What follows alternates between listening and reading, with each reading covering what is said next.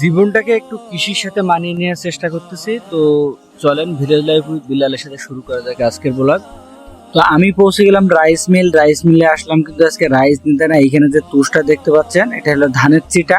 তো এটা আজকে আমি টাকা দিয়ে কিনে নিয়ে যাবো। একসময় এটা কিন্তু ফ্রিতে পাওয়া যেত, বর্তমান সময় কিন্তু এটার বাজার মূল্য অনেক বেশি। তো আমি এটা বস্তার ভিতরে গেদে গেদে ঢোকাচ্ছিলাম, যেহেতু আমি একাই ছিলাম, সাথে ক্যামেরা ধরার মতন কেউ ছিল না। এই জন্য এক হাত দিয়ে ক্যামেরা ধরে মাঝে মাঝে এক হাত দিয়ে বস্তার ভিতরে গুতাই গুতাই ঢোকাচ্ছি।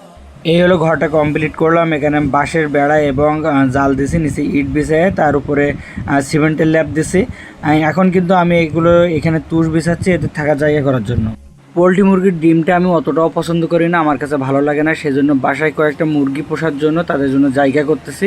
তো এইখানে আমি ডিম থেকে কিছু ছোট বাচ্চা ফুটাইলাম, সেই বাচ্চাগুলো এখানে রাখবো। আমার বাসায় অল্প কয়েকটা ডিমের মুরগি আছে, তবে তাদের রাখার জায়গা আলাদা। আর এইখানে যে জায়গাটা করতেছে, এইখানে ডিম পাড়ানোর জন্য ছোট ছোট কিছু বাচ্চা মেশিন দিয়ে ফুটাই নিয়ে আসলাম।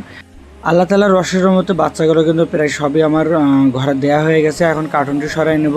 পারিবারিক পুষ্টি চাহিদা সম্পন্ন করার জন্য কিন্তু এই মুরগির ফার্মটা করা ছোট করে। সবাই আমার ফার্মের জন্য দোয়া করবেন। আজকের মতো এখানে বিদায় নিলাম। আল্লাহ হাফেজ।